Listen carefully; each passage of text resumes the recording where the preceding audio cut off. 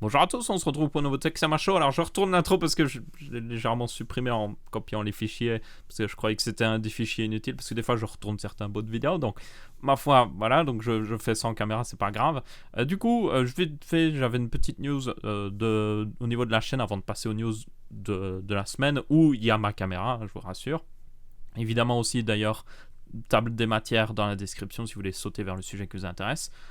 Du coup, la news de la chaîne, vite fait, c'était que. Alors, il n'y aura pas de moment spatial cette semaine-ci. Je prends un petit peu du temps pour tester d'autres formats que pas forcément je diffuse ou autre chose. J'essaie un petit peu de tester, voir ce qui me correspond le mieux par rapport à la chaîne. Du coup, d'ailleurs, n'hésitez pas quand. Je vais essayer de poster plus de pilotes, on va dire. Donc, des pilotes, c'est vraiment pour introduire des nouveaux trucs, voir si ça vous convient bien. Et du coup, n'hésitez pas à donner vos retours, même donner vos retours aussi sur les séries ou les vidéos classiques. Et aussi, si vous avez des idées, des choses que vous dites, ça pourrait bien correspondre à la chaîne d'Aurélien, ça, bien n'hésitez pas à en donner, ça fait toujours plaisir. Et j'essaierai d'en tenir compte justement si c'est en rapport avec la chaîne et si c'est faisable ou autre chose. Autre petite aussi nouveauté de la chaîne, et je le répète, il me semble l'avoir déjà dit dans un Texama Show, je ne sais même plus, c'est que maintenant j'ai Utip. Oui, il me semble vraiment l'avoir dit. Donc j'ai Utip, c'est au nom de ma chaîne principale, mais vous pouvez y aller, ça marche de la même manière. Donc encore une fois, du coup, je le rappelle, mais Utip, c'est vous pouvez soutenir une chaîne juste en regardant une pub normale ou en faisant un tips classique. Après, je pense que l'intérêt de Utip, c'est justement que vous pouvez juste genre, regarder une pub et hop, ça donne 5 centimes aux créateurs de contenu. Encore une fois, ça peut paraître pas énorme, mais ça s'accumule très très vite. Il suffit de 1000 personnes qui regardent une pub. 1000 personnes, c'est pas non plus énorme. Hein. Il y a en général 7000 personnes qui regardent les Texama Show, donc c'est juste une personne sur 7 qui vont regarder une pub. Ça fait 50 € pour juste 1000 personnes qui ont été voir. Donc honnêtement, c'est pas négligeable. Donc voilà. Du coup, à partir de maintenant, je ne le répéterai pas à chaque début de vidéo comme je le fais actuellement là. Je le répéterai seulement en fin de vidéo en mode hey, si vous voulez soutenir, pour aller là-bas. Donc ne vous inquiétez pas, je ne vais pas vous embêter dans le futur à chaque début de vidéo avec ça. Maintenant, passons à l'actualité de la semaine. Alors, la première news qui est. Alors, je suis un peu en retard là-dessus, c'est une assez mauvaise chose en réalité, mais le 20 juin a été voté en gros une nouvelle réforme sur le droit d'auteur en Europe. Donc ça n'a rien à voir avec le truc de protection des données d'utilisateurs qui a été voté encore un peu avant, qui vous a envoyé plein de mails sur la politique de mise à jour de mails et tout ça. Non, ça n'a rien à voir. Là, c'est carrément une réforme sur le droit d'auteur. Et c'est une réforme très très agressive, trop agressive, qui en gros pour le résumer, c'est vous prenez le système de copyright ou plutôt de scan automatique de YouTube. Hein, vous voyez ce système qui fait que vous uploadez à peine une vidéo, même une critique d'un film ou un truc humoristique, vous vous faites démonétiser, vous faites supprimer votre contenu. Ben vous le prenez, vous le mettez sur l'entièreté du web. Est-ce que ça vous paraît intéressant, bien? Je ne crois pas, parce que le système YouTube a clairement été abusé. Vous êtes considéré comme coupable directement avant d'avoir été jugé, littéralement. Vous êtes déclaré coupable, vous devez prouver que vous êtes innocent après avoir été littéralement jeté en prison, en quelque sorte. C'est une métaphore, évidemment. Mais bon, du coup, ça a passé de justesse le 20 juin. Donc j'aurais voulu faire une vidéo plus tôt, mais j'ai juste pas eu le temps.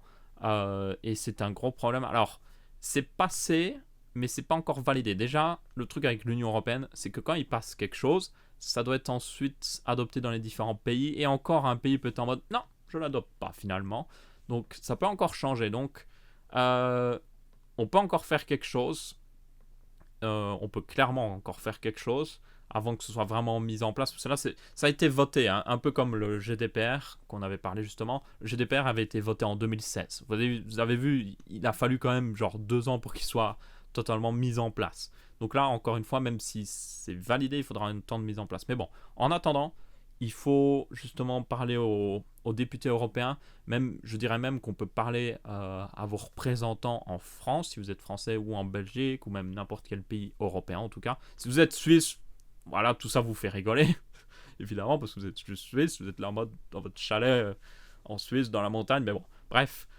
C'est peut-être un sacré cliché là que je viens de dire sur les Suisses, mais c'est pas grave. Non, j'aurais pu rajouter au cliché. Vous êtes dans votre chalet en Suisse, au-dessus de votre coffre-fort rempli d'or. Voilà, là c'est un cliché complet. Enfin bref, du coup, coucou aux Suisses. Si vous voulez protéger le web, parce que c'est une bataille pour la protection du web, il n'y a même pas à vraiment le dire plus. Je vous invite à aller voir ce site web, il y a beaucoup d'explications sur le pourquoi et le comment, c'est un gros problème. Comme j'ai dit, c'est vraiment un gros problème parce qu'ils vont littéralement mettre ce système de scan, ils vont forcer en fait les sites web à avoir ce système de scan automatique et tout ça, et de contrôler les utilisateurs pour les contenus copyrightés, et bien souvent, je vous le dis, ce sera abusé. Vous posterez à peine une image juste marrante d'un film ou autre chose, hop, supprimé, c'est un copyright. Non, c'est clairement abusif et beaucoup trop extrême. Donc, ils ont aussi une page où vous pouvez appeler. Donc, évidemment, là, ça a déjà été voté, mais bon, justement, vous pouvez appeler pour dire que vous n'êtes pas content que ça ait été passé et dire que si c'est revoté ou autre chose, s'ils peuvent s'y opposer, qu'ils s'y opposent absolument parce que, je vous le dis, c'est un énorme problème. Donc, vraiment, prenez le temps. Ça prend pas énormément de temps d'appeler, franchement. Ils vous disent comment faire exactement, l'heure à laquelle appeler, tout ça. Et voilà. C'est aussi simple que ça. Ils même mettent les heures d'ouverture du Parlement, comme ça, du Parlement européen, pour savoir. Et vous pouvez aussi écrire par mail si vous n'aimez pas appeler, même si appeler reste toujours la meilleure solution, parce que, je vous le dis vraiment, parler à un être humain, ça l'influence plus que juste parce qu'il a lu un mail, clairement. Donc, n'hésitez pas à le faire, dire que vous êtes mécontent justement que ce soit passé. Vous pouvez le faire aussi avec vos représentants dans votre pays, que vous soyez belge, luxembourgeois ou français. Il n'y a que vous qui êtes vraiment concerné. Si vous êtes marocain, encore une fois, là, vous n'êtes pas dans l'Union Européenne, donc vous êtes en mode hé hé, vous êtes dans votre chalet. Non, ils n'ont pas de chalet. Vous êtes dans votre maison au Maroc, tranquillement, en train de rigoler avec les Suisses. C'est vraiment ça en plus. Mais bon, bref. Du coup, n'hésitez pas. J'aurais dû en parler plus tôt, clairement, mais bon, n'hésitez vraiment pas parce que c'est quelque chose de très mauvais. C'est passé de justesse. Donc, si on continue de pousser, on peut le faire repartir de l'autre sens. C'est pas encore validé, on peut encore le changer. Ensuite, une autre petite news. Alors, ça, c'est très intéressant. Du coup, voici le Oppo Find X. Donc le Oppo Find X, c'est un téléphone de Oppo. Oppo est une très grosse marque en Chine, si vous ne savez pas. D'ailleurs, ils sont techniquement les propriétaires de OnePlus. C'est un peu compliqué, mais on peut vraiment le dire. Du coup, quand vous achetez un téléphone OnePlus, c'est techniquement fabriqué par Oppo. Oppo.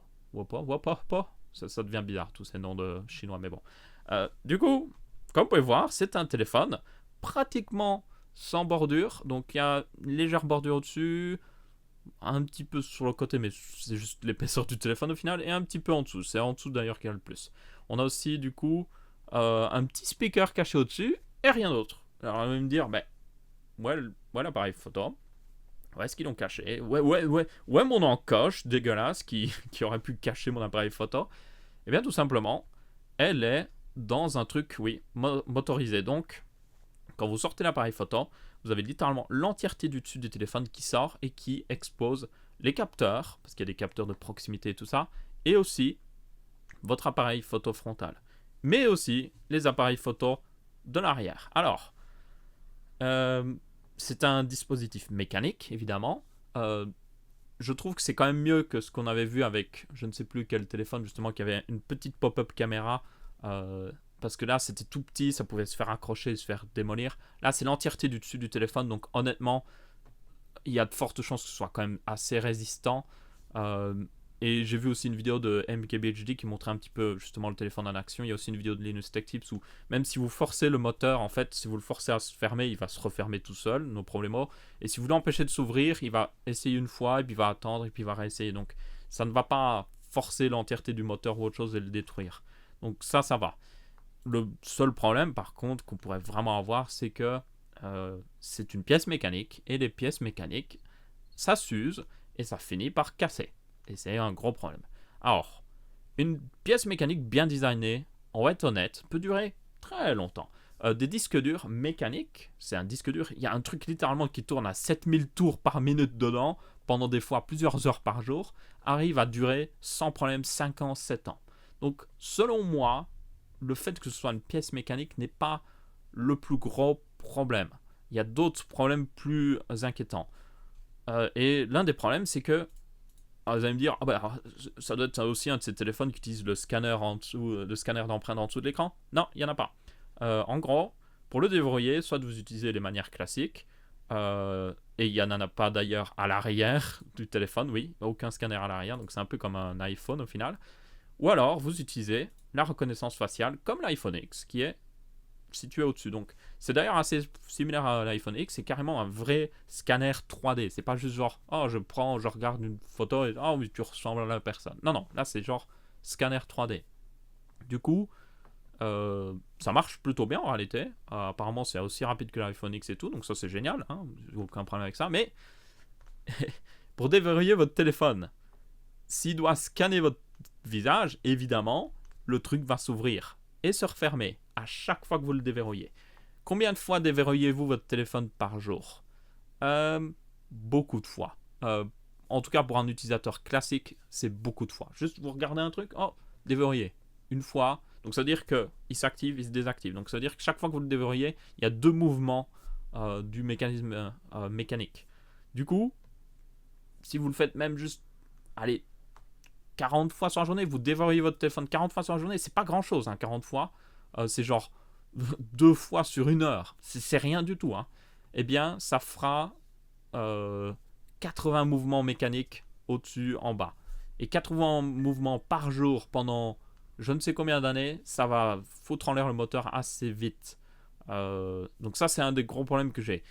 Si ça sortait juste quand on devait prendre une photo, j'aurais aucun problème. Parce que vous n'allez pas prendre une photo genre 2 fois par heure.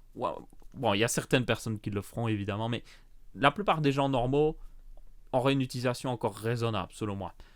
Mais ce qui est encore pire avec ça, c'est qu'ils ont mis le capteur de photo arrière sur le mécanisme mécanique. Alors, je sais pourquoi ils l'ont fait. Ils l'ont fait parce que tout simplement, comme ça, si vous passez dans l'appareil photo, eh bien, du coup, quand vous passez en mode selfie, la caméra n'a pas besoin de sortir, comme l'autre téléphone qu'on a vu récemment. Elle est déjà sortie.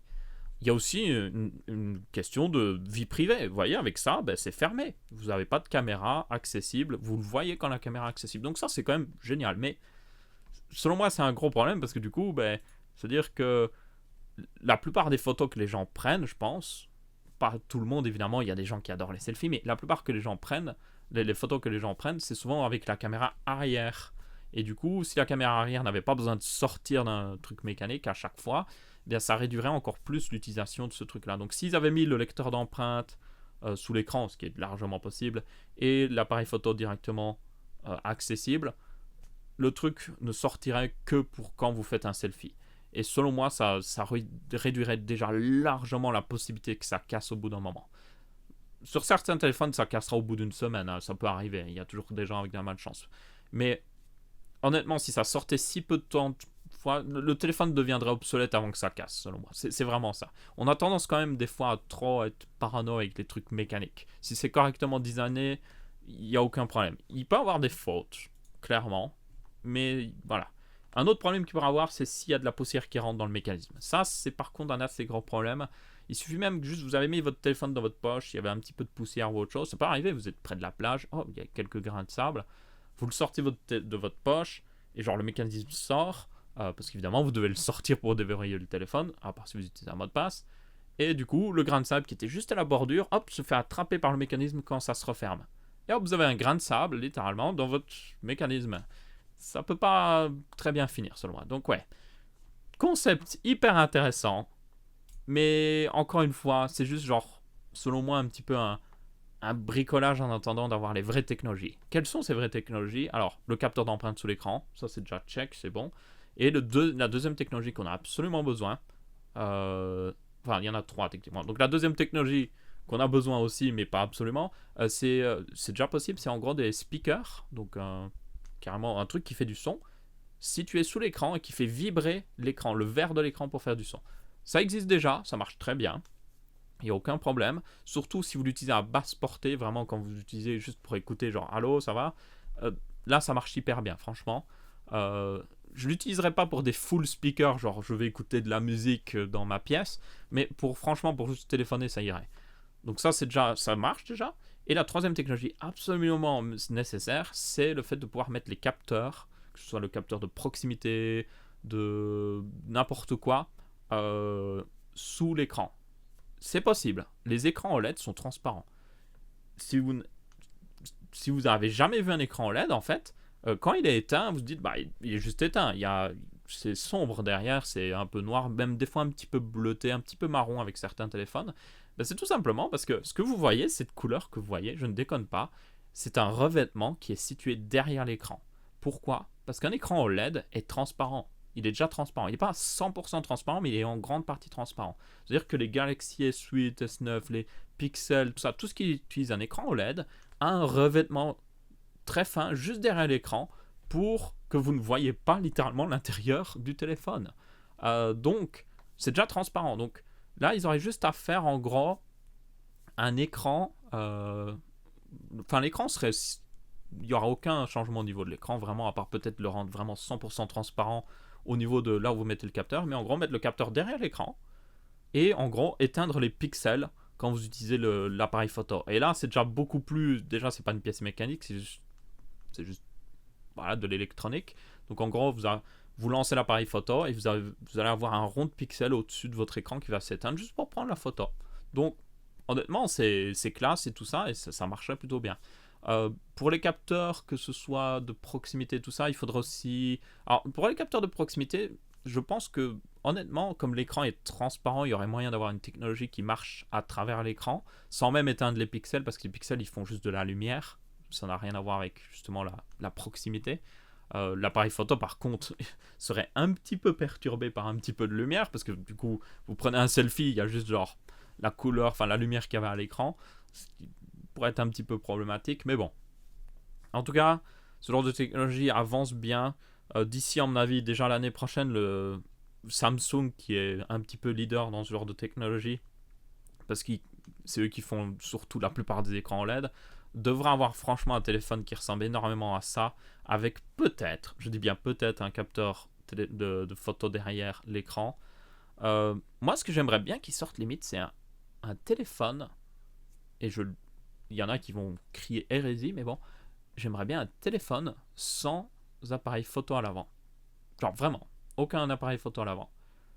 Je pense que des gens pourraient s'en sortir sans problème. Ça peut être un petit peu embêtant par moment, mais pour certaines personnes, pour un groupe de personnes, ça ne posera aucun problème. Personnellement, je pourrais me passer d'un appareil photo à l'avant. Surtout qu'on peut toujours utiliser l'appareil photo à l'arrière pour prendre un selfie. C'est pas pratique, mais en même temps, mettre un mécanisme mécanique dans un téléphone pour pouvoir prendre un selfie, c'est pas pratique non plus. Donc, voilà, je pense qu'il y a clairement un marché qui pourrait se faire là-dessus. Donc, parfois, s'il y a une marque qui écoute et qui sont prêts à être raisonnables à autre chose. D'ailleurs, les autres capteurs, au final, j'en parle vite fait, mais les autres, le capteur le plus gros au-dessus de l'écran, c'est souvent l'appareil photo. Donc, honnêtement, il pourrait sans problème caser des tout petits capteurs de proximité ou autre chose, juste au-dessus de l'écran, dans une toute petite fine bordure. Sans aucun problème, à mon avis. Déjà là, ils ont casé un speaker. Donc, franchement, s'ils arrivent à mettre un speaker là, je ne vois pas pourquoi ils n'arriveraient pas à mettre juste quelques petits capteurs juste au-dessus de l'écran. Enfin bref. D'ailleurs, il y a aussi une autre technologie qui avait été utilisée, j'avais oublié. Mais ça, c'est une technologie qui est utilisée justement dans l'iPhone 10. Et c'est une des raisons pourquoi l'iPhone 10 est un des seuls à l'utiliser. Ou en tout cas, maintenant, ça commence à plus vraiment être le cas, vu qu'on en voit un ici. Mais en gros, c'est une technologie qui fait que l'électronique, donc l'écran doit être... Il y a un câble qui sort de l'écran, ça semble logique. Il y a de l'électronique associée à l'écran. Et bien, cette électronique doit sortir sur un des coins de l'écran.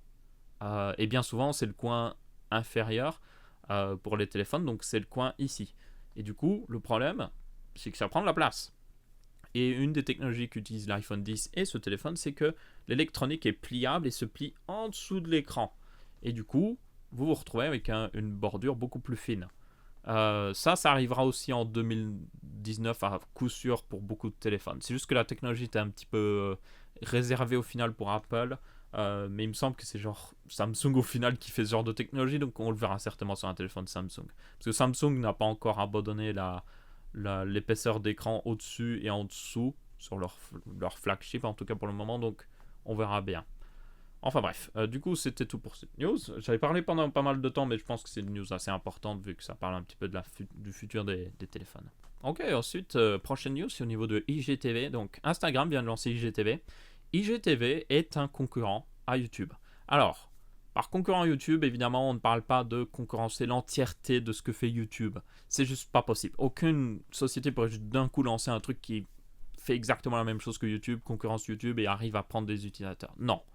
Par contre, ça pourrait clairement prendre des utilisateurs pour certaines choses que fait YouTube. Un peu comme le fait Twitch avec les lives. Et même, il pourrait le faire avec les vidéos s'il faisait un peu d'effort. Et bien du coup, IGTV vise un petit peu genre la démographie vlogueur et tout ça. Pourquoi ? Parce que déjà, beaucoup de ces personnes qui font des vlogs, qui font des trucs beauté, des trucs de cuisine et autre chose, ont souvent un compte Instagram. Parce qu'ils peuvent poster des photos comme ça de ce qu'ils font. Et les vlogueurs et tout ça peuvent poster des stories sur Instagram et tout ça. D'ailleurs, les stories Instagram, si vous ne savez pas, sont plus populaires que Snapchat maintenant. Donc littéralement, Instagram a volé le marché à Snapchat. Du coup, ces gens-là ont déjà un Instagram. Donc ils ont déjà des créateurs de contenu. Et ça, c'est un des premiers prérequis selon moi pour être un concurrent de YouTube. Avoir déjà des créateurs de contenu sur votre plateforme. Première étape complète. Ensuite, il leur faut un média pour se parler. Alors, actuellement, IGTV utilise des vidéos verticales, comme vous pouvez voir. Donc, c'est pas pour tout le monde. Clairement, vous n'allez pas voir des vidéos gaming sur IGTV. Alors, vous pouvez quand même faire une vidéo verticale. Enfin, vous pouvez faire une vidéo horizontale que vous mettez à la verticale et que du coup, la personne doit tourner son téléphone pour la voir. Ça marche largement. Mais c'est pas parfait, évidemment. Surtout qu'il n'y a aucun contrôle de la résolution ou autre chose. C'est pas parfait. Du coup, là, on parle vraiment de contenu 100% vertical. Alors, il y a plein de trucs qui pourraient passer en vertical. Tuto cuisine, les vlogs, les trucs beauté, lifestyle, tout ça, tout ce qui est un petit peu une personne qui parle devant une caméra, ça passerait largement en vertical. Regardez, le format de la caméra que je suis actuellement, c'est assez vertical au final. Donc ça passerait largement. Et ça représente pas mal de gens en réalité. Et pas mal de gens qui ont déjà un compte Instagram, comme je le dis. Donc ça, c'est la deuxième truc qu'ils avaient besoin. Ensuite, ils ont besoin d'utilisateurs. Instagram a énormément d'utilisateurs. Je ne sais pas si vous vous rendez compte, mais Instagram est un énorme site web, application, peu importe comment vous le considérez. C'est gros Instagram, vraiment gros. Donc ils ont déjà les utilisateurs, aucun problème. Ça, c'est check. Quatrième truc qu'ils ont besoin de découverte. Il faut que les gens puissent découvrir des choses qu'ils aiment bien. C'est déjà le cas en partie avec les hashtags, c'est déjà le cas en partie d'ailleurs sur IGTV, j'ai déjà pu le tester, j'ai déjà posté une vidéo d'ailleurs sur mon Instagram. Eh bien, ils nous proposent des contenus populaires ou de découvrir des trucs, ou alors juste voir nos abonnements, donc voir les gens qu'on suit déjà sur Instagram poster des vidéos sur IGTV. D'ailleurs, c'est totalement intégré à Instagram, donc vous avez une application dédiée quand même, donc ça c'est cool pour ceux qui veulent pas installer Instagram et en mode hey, fais ton compte pour poster des photos. Non, si vous voulez juste regarder des vidéos, vous voulez pas faire un compte Instagram pour poster des photos, évidemment. Du coup, il y a déjà une application dédiée et c'est génial, du coup, parce que ça vous évite de passer par cette étape-là. Donc ça, c'est aussi un autre check, d'ailleurs. Donc découverte à peu près check. Il pourrait encore mettre d'autres trucs, barre de recherche ou autre qu'avec des hashtags, mais on va dire en partie check. Et puis, une application dédiée, check. Il leur manque quelques trucs, selon moi. Des vidéos horizontales ne feraient pas de mal, honnêtement. Je comprends que c'est leur principe, les vidéos verticales, mais voilà, ça ferait quand même pas de mal, surtout pour certains contenus spécifiques. Et aussi un vrai site web accessible. Le truc, c'est qu'il y a un site web, vous pouvez accéder à Instagram aussi sur site web, mais c'est pas parfait. Vous voulez poster une photo sur Instagram, vous pouvez pas.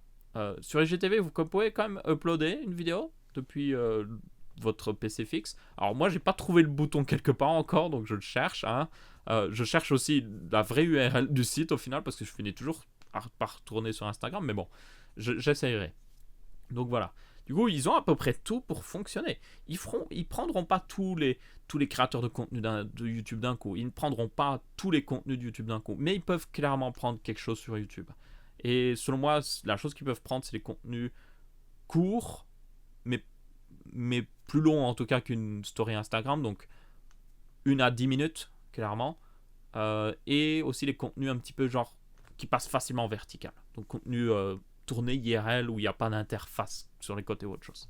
Par exemple, les vidéos Texama passeraient largement sur IGTV. Et je vais essayer d'en faire. Je vais Et d'ailleurs, il faudrait pas énormément de travail pour les réadapter. Il suffirait juste de recentrer la vidéo, genre au milieu, et puis si j'ai mis des annotations avec du texte, il faut les remettre au milieu, c'est tout. Il n'y a pas vraiment beaucoup plus de travail à faire à ce niveau-là. Donc ça passerait largement. Donc je vais en uploader quelques-unes. Donc j'ai un compte Instagram. C'est au nom de mon autre chaîne, mais c'est la même chose. Hein. C'est du coup, vous l'aurez dans la description, mais c'est Aurélien underscore Sama underscore YT. Parce qu'on m'a pris le vrai pseudo Aurélien Sama, mais bon, bref. Et du coup, si vous allez sur mon compte Instagram, déjà vous verrez le truc, vous verrez le bouton IGTV. Mais vous pouvez aussi installer de toute façon IGTV et juste accéder à mes vidéos comme ça. Donc voilà, pour ceux qui veulent voir à quoi ça ressemble avec ma tête, si ça vous intéresse vraiment. Ensuite, petite news sur le Snapdragon 1000. On va essayer d'aller un peu plus vite d'ailleurs, parce que là, c'est une news un petit peu plus rapide. Le Snapdragon 1000, ce serait, alors c'est pas le nom définitif, mais ce serait un Snapdragon fait pour, je vous rappelle, les portables Windows 10. Donc Qualcomm veut clairement faire des ordinateurs portables qui font tourner Windows 10 S en tout cas. Donc ce serait un processeur beaucoup plus puissant évidemment qu'un Snapdragon 850 ou même 845 actuellement. Et il aura aussi une enveloppe thermique plus importante. Alors les Snapdragons sont limités par le fait qu'ils sont dans des téléphones. Ceux dans les tablettes, des fois, sont poussés un petit peu plus haut parce qu'ils ont un peu plus de place pour respirer, on va dire. Mais ils sont limités. Là, on parle de mettre dans un ordinateur portable. Donc, il y a de la place. Et du coup, il passerait à 6,5 watts juste pour le CPU et 12 watts pour l'entièreté du processeur. Donc, avec la partie graphique comptée. C'est toujours moins d'ailleurs, un des Core i7 de type U. Donc les Core i7, je sais pas, 8500U par exemple, mais on arrivera à peu près au même niveau de puissance en réalité. Alors, ça ne fait pas tourner le jeu d'instruction d'un vrai processeur x86. Alors, pour ceux qui ne savent pas ce que ça veut dire, en gros, vous ne pourriez pas faire tourner un vrai Windows dessus et les vrais jeux Windows, les vraies applications Windows, mais vous pourriez faire tourner en tout cas toutes les applications Windows Mobile et les applications sur le store. Qui sont faits donc avec justement le nouveau truc de Windows. Donc c'est très intéressant. J'ai hâte de voir ce que ça donne. Ça donne un peu plus de concurrence dans ce genre de marché où il y a encore un manque de concurrence. Malgré qu'AMD fait pas mal de concurrence sur les vrais gros processeurs, là on a un gros problème justement de concurrence. Pour ceux qui ont un petit peu des doutes, je peux vous garantir que, alors évidemment sauf si vous devez émuler du x86, mais ce genre de processeur pour faire des tâches, on va dire, que vous feriez normal sur un ordinateur portable, aller sur internet, éditer des documents et tout ça, sont déjà pratiquement aussi puissants que les plus petits processeurs Intel que vous trouvez dans les trucs vraiment basse consommation, donc les Intel Y par exemple. Donc ouais, franchement, il y a clairement un marché à prendre ici et j'ai hâte de voir ce que ça donne. Ensuite, petite news de YouTube. Alors, YouTube avait un truc qui s'appelait le sponsor. Le mode sponsor, c'était un sub-Twitch, littéralement sur YouTube. Gaming en réalité. Donc vous deviez le prendre sur YouTube Gaming, ça vous donnait globalement la même chose que le sub Twitch, sauf sans beaucoup d'avantages, mais bon, bref, on en parlera une autre fois. Et du coup, ils vont le changer et en gros le rendre, et ça j'étais assez étonné, mais ils vont le rendre disponible partout et surtout le changer un peu de la façon dont il fonctionne. Donc il sera disponible sur YouTube normal déjà, et aussi vous aurez la possibilité de donner des récompenses un petit peu aux gens. Donc vous pourrez par exemple poster une vidéo spécialement pour les gens qui ont le sponsor, enfin qui ont ce truc d'abonnement. Et du coup, je tiens à le préciser, mais c'est un abonnement par chaîne. Donc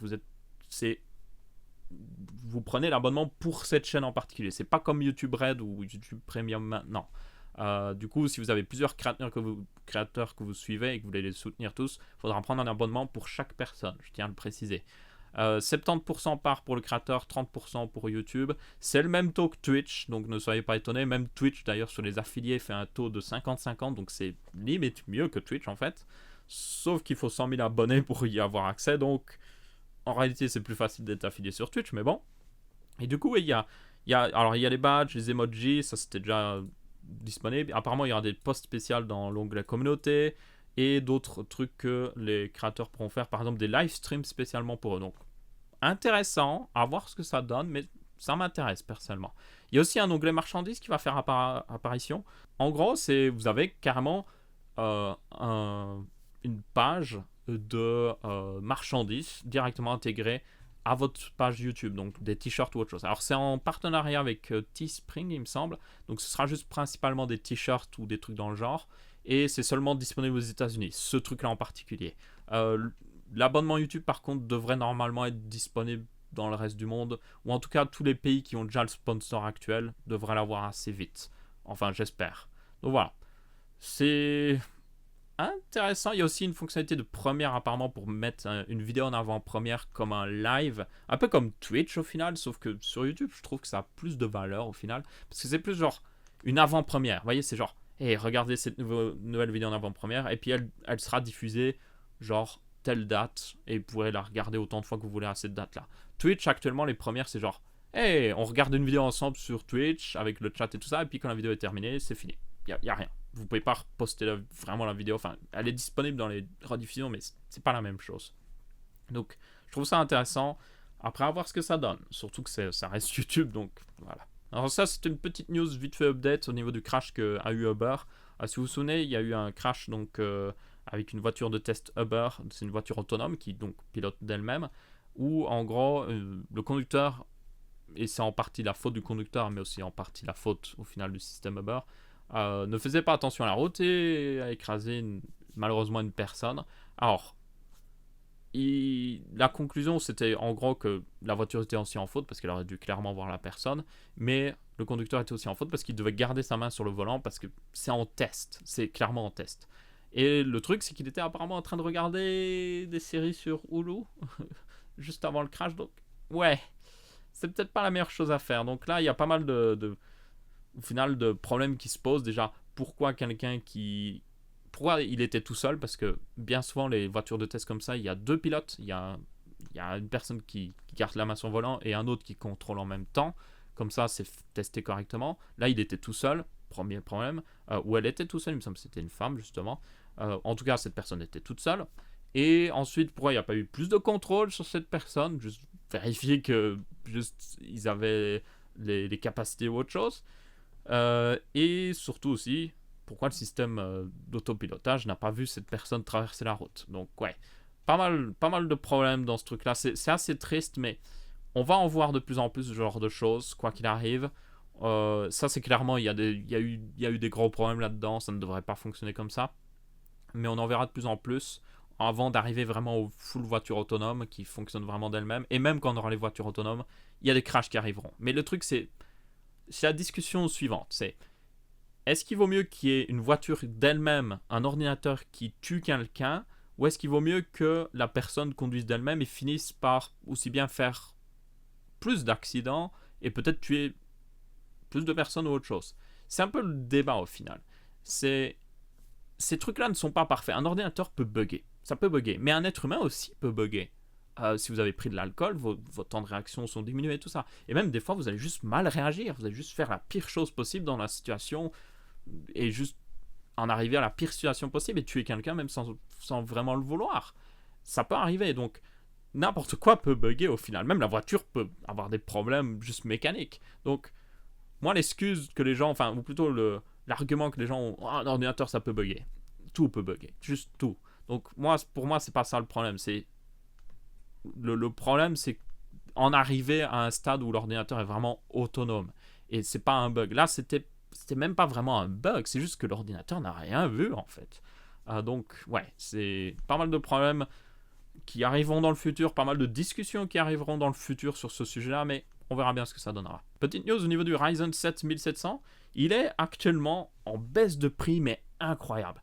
Donc le Ryzen 7 1700, c'est un Weaker 16 Thread, je vous rappelle. Il est actuellement, même sur LDLC. LDLC n'est clairement pas le site le moins cher au monde, on va être honnête. Il est à 206€. Et regardez sur Topachat, il est à 169€, 170 techniquement, en vente flash. Et le prix normal, même, d'ailleurs, c'est 179. Donc même le prix normal, il est en mode, what? Pour information, quand il est sorti à 300€, je vous rappelle. C'est un niveau de performance pour un prix qui est juste incroyable. Juste incroyable. En plus, c'est un très bon processeur qui ne consomme même pas vraiment énormément d'électricité. Il y a le refroidissement fourni. Vous pouvez l'overclocker un petit peu pour gagner un peu de performance et vous êtes tranquille. C'est juste incroyable. Je suis vraiment impressionné par cette baisse de prix qui vraiment donne un énorme intérêt à ce processeur-là. Donc franchement, vous avez besoin d'un processeur. Vous pouvez prendre une de mes vieilles configs de la semaine, vous remplacez le Ryzen 1600 que j'ai dû mettre dedans, vous mettez celui-là, vous êtes parti pour un petit moment. Franchement, c'est juste incroyable comme deal. En parlant de processeurs, d'ailleurs, on a eu quelques-uns. C'est quelques leaks, c'est pas confirmé, mais sur le Threadripper 2990X, donc qui serait l'énorme Threadripper 32 cœurs. Donc on a peut-être plus d'informations sur sa fréquence notamment, donc il aurait une base de fréquence de 3 GHz, un boost sur tous les cœurs de 3,4, donc s'il est correctement refroidi, il peut booster sur tous les cœurs à 3,4, et un boost sur certains cœurs jusqu'à 4,2 GHz, ce qui correspond assez bien au Ryzen Plus qu'on a vu jusqu'à maintenant, donc les Ryzen 2700X notamment. Donc très intéressant, c'est pas confirmé, mais si ça se valide totalement, franchement on pourrait avoir un monstre littéralement de puissance. On a eu aussi un petit score Cinebench qui le positionnera à plus de 6000 points. 6000 points. Mon Ryzen 7 1700X fait genre pratiquement 1600 points actuellement, sans vraiment l'overclocker. 1600 points. Ça fait 6000. 6000. C'est juste énorme. Le Xeon 28 cœurs que Intel avait clairement boosté avec refroidissement chelou et tout ça, je vous rappelle, avait fait 7800 points, je crois, sur Cinebench. Ce qui est vraiment énorme, mais là, on n'en est pas loin. Alors, il était overclocké par contre, je tiens à le préciser, mais il était overclocké pas comme Intel, genre de manière totalement impossible, genre pour le commun des mortels. Là, on parle d'un overclocking avec juste un système de refroidissement liquide. Donc, quelque chose que vous pouvez acheter, qui existe déjà et tout ça. Donc, très impressionnant. Vraiment très impressionnant. On verra ce que ça donne. Je suis surtout impatient pour les modèles en dessous, moi. Par exemple, le 16 cœurs qui pourrait être très intéressant. Mais bon, on verra. Du coup, c'est à peu près tout pour cette vidéo sur le Texama Show. J'espère que vous avez bien apprécié. N'hésitez pas à laisser votre avis, que ce soit en pouce bleu, pouce rouge ou en commentaire. Et du coup, je vous retrouve pour une prochaine vidéo. Et je vous dis ciao, ciao!